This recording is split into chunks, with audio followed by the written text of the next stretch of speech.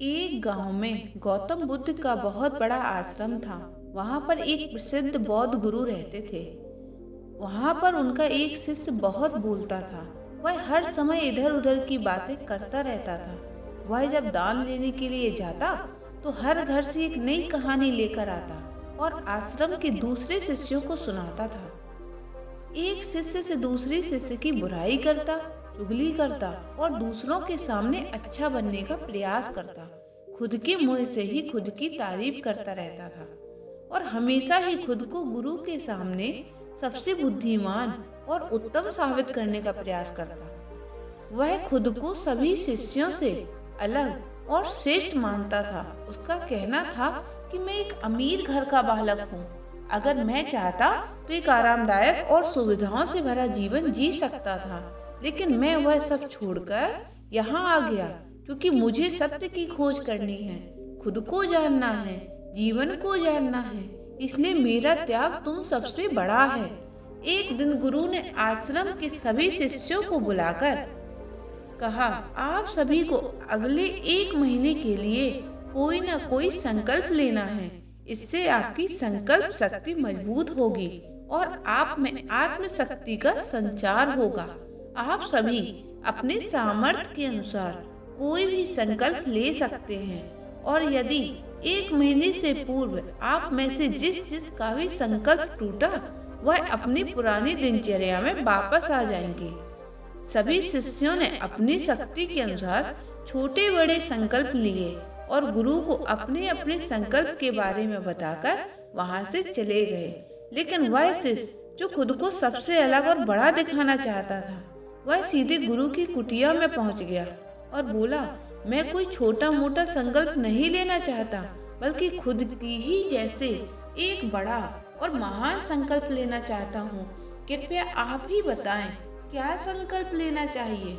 उसकी यह बात सुनकर गुरु मुस्कुराए और बोले, क्या तुम मेरे द्वारा दिए गए संकल्प को पूरा कर पाओगे?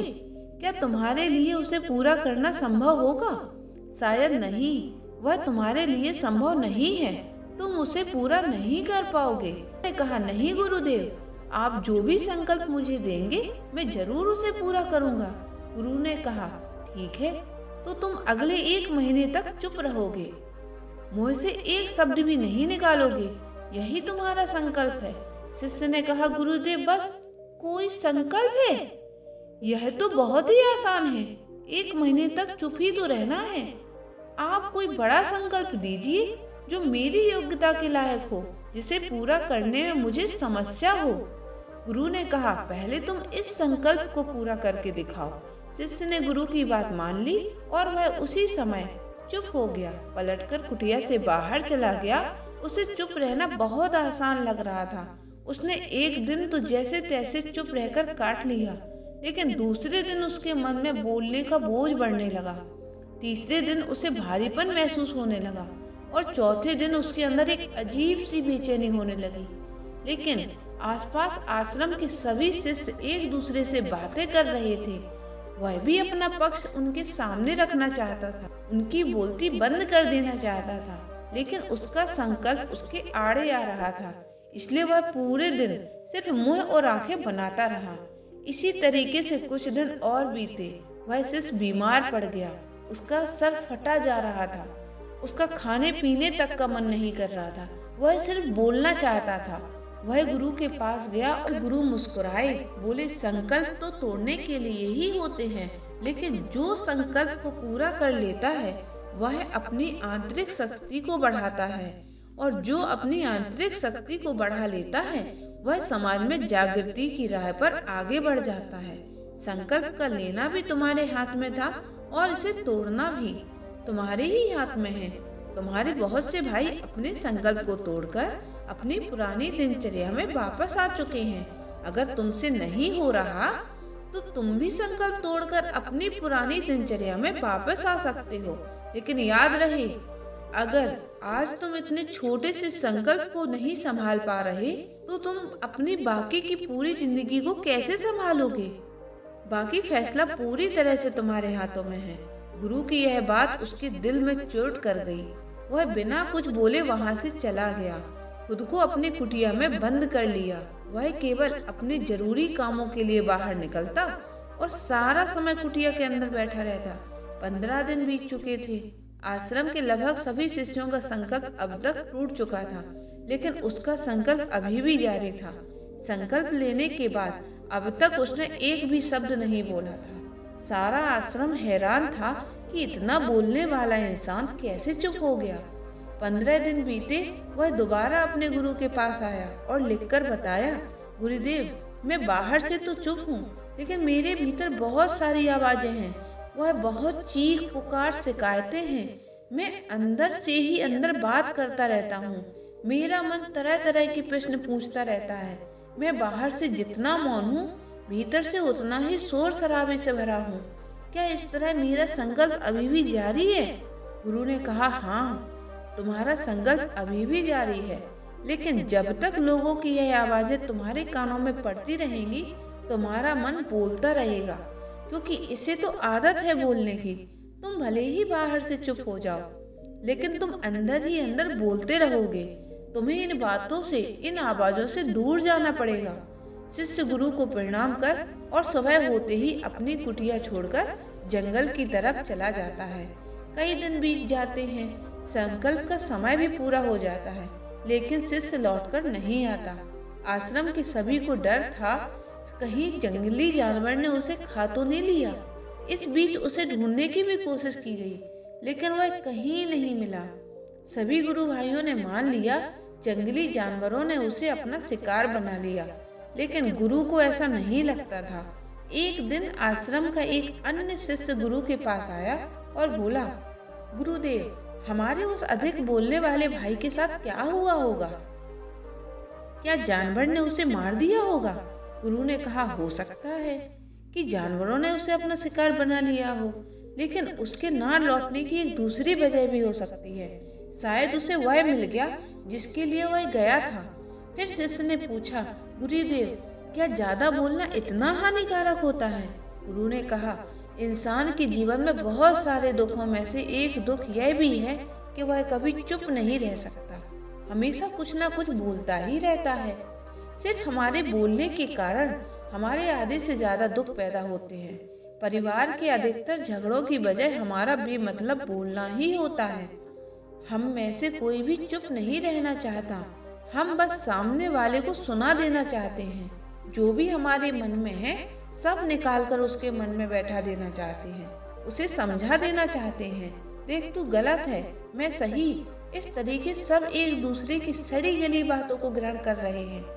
इस तरीके से सुनने सुनाने में यह काम जिंदगी भर चलता रहता है, लेकिन इस नासमझी में हम अपना समय, अपना जीवन, अपनी समझ और सबसे महत्वपूर्ण कीमती पल जो जिए जा सकते थे, जिनको अनुभव किया जा सकता था, जिन्हें में आनंद प्राप्त किया जा सकता है, यह सब खो देते हैं। लेकिन इसके बदले हमें मिलता क्या है?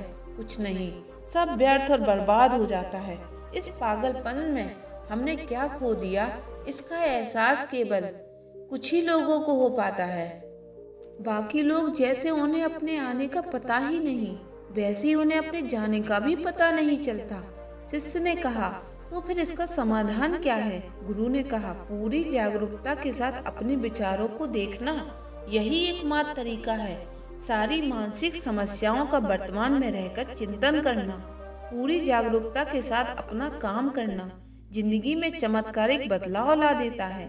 उसके बाद वह शिष्य गुरु से अपने प्रश्नों का उत्तर पाकर उनको प्रणाम करके वहां से चला गया।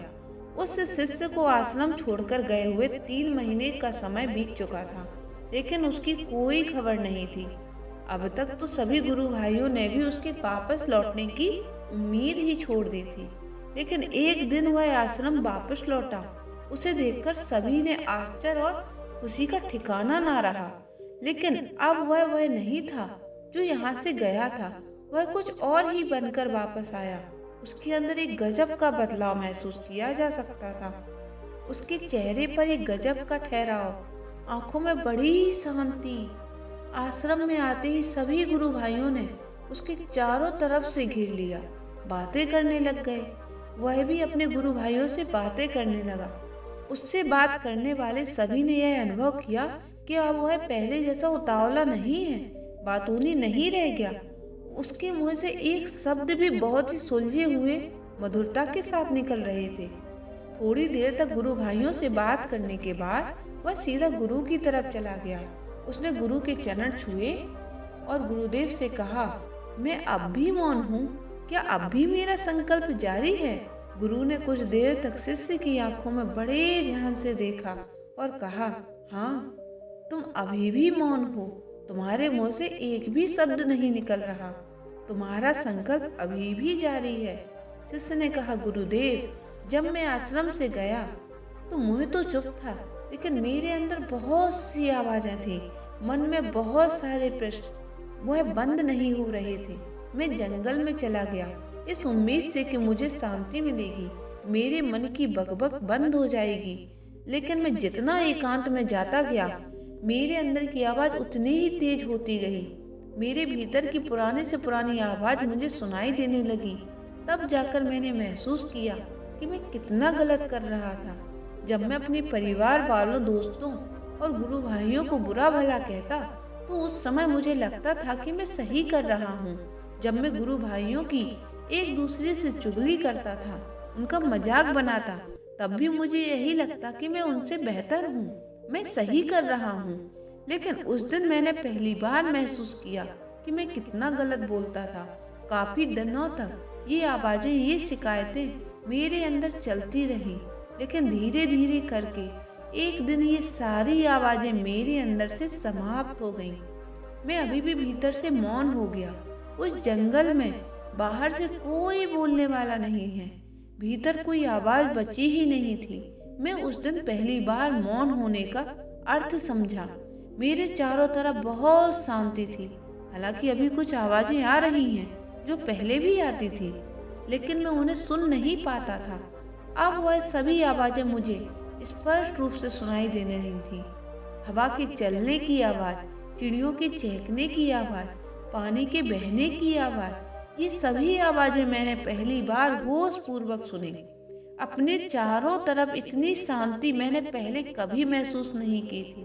तो इस शांति को भंग करने के लिए मैंने पहली बार अपने मुंह से कोई शब्द निकाला। मैं चिल्लाया, हे ईश्वर, ये कैसी शांति है? सभी कुछ इतना शांत क्यों है? ऐसा क्या हो गया? मेरे चिल्लाने से कुछ ना बदला, सब कुछ पहले जितना ही शांत था, बाहर भी और भीतर भी। हे गुरुदेव, मैंने अपने गुरु भाइयों से बात की, मैंने आपसे बात की, मैं बोल रहा हूँ, मैं चल रहा हूँ, मैं सब कुछ देख रहा हूँ, लेकिन मैं अपने भीतर एकदम एकांत हूँ, मौन हूँ। भीड़ में होता हूँ तब भी भीतर एक अकेला एकांत में होता हूँ। जब मैं खुश, अब सब दिखाई पड़ने लगा है, सब सुनाई पड़ने लगा है। गुरु ने कहा, जब तक हम बाहर की तरफ बोलते रहेंगे भीतर अशांति ही रहेगी, लेकिन जिस दिन हम भीतर की तरफ मुड़ जाएंगे तब हमारे मुंह से कुछ भी नहीं निकलेगा, हम शांत ही रहेंगे। दुनिया में जितनी भी बुराइयां ज्यादातर हमारे बोलने से ही उत्पन्न होती हैं, क्योंकि हम चुप रहना नहीं चाहते। हम जितनी जरूरत है उससे कहीं ज्यादा बोलते हैं। हम सामने वाले को सुनना नहीं चाहते, बल्कि उसकी बोलती बंद कर देना चाहते हैं। उसे समझा देना चाहते हैं कि मैं कौन हूँ, मैं क्या कर सकता हूँ, और यही हमारी जिंदगी का मकसद बनकर रह जाता है। हमारी सारी ऊर्जा व्यर्थ के बोलने में बर्बाद होती रहती है। ऐसे ही समाज में लोगों का जीवन दुखों से भर जाता है, जो हमेशा एक दूसरे को सुनाने में लगे रहते हैं। कभी एक दूसरे को सुनना नहीं चाहते, समझना नहीं चाहते। चुप रहना तो उन्होंने कभी सीखा ही नहीं, क्योंकि चुप रहना उन्हें छोटा महसूस कराता है। दुनिया की सभी लड़ाइयों का कारण हमारा बोलना ही है, इसलिए हमें सिर्फ उतना ही बोलना चाहिए जितना जरूरी हो, क्योंकि व्यर्थ का बोलना ऊर्जा को नष्ट करता है, और यह बोलना ही हमें अपने भीतर की ओर लौटने नहीं देता, क्योंकि यह हमें बाहर की ओर खींचकर रखता है, और बाहर से इस संसार के अलावा मुड़ना है तो इस मुंह को बंद ही रखना चाहिए। इसलिए जितने भी बुद्ध हुए हैं, आत्मज्ञानी हुए हैं, वह सभी एकांत की ओर भागे हैं, ताकि उन्हें ज्यादा ना बोलना पड़े, ज्यादा सुनना ना पड़े। वह एकांत में रहे, शांत रहे, इसलिए आसानी से भीतर की यात्रा कर पाए। लेकिन अगर कोई चाहे तो इस संसार में रहकर भी एकांत में रह सकता है, शांत रह सकता है, लेकिन इसके लिए उन्हें अपनी ऊर्जा बचानी होगी, जिसे वह अब तक व्यर्थ के शब्दों में बर्बाद कर रहे हैं। दोस्तों, इस कहानी की सीख यही है कि व्यर्थ का बोलना ऊर्जा को नष्ट करता है। ज्यादा और व्यर्थ बोलना ही हमें अपने भीतर की ओर लौटने नहीं देता। यह हमें बाहर की ओर झुकाए रखता है। जिन्हें भीतर की यात्रा करनी है, उन्हें अपने मुंह बंद ही रखना चाहिए। मुझे उम्मीद है आपको यह कहानी पसंद आई होगी, काफी कुछ सीखने को मिला होगा। कहानी के बारे में अपने विचार हमें कमेंट बॉक्स में जरूर बताइएगा और यह कहानी अपने किसी दो दोस्तों को शेयर जरूर कीजिएगा। नमो बुद्धाय।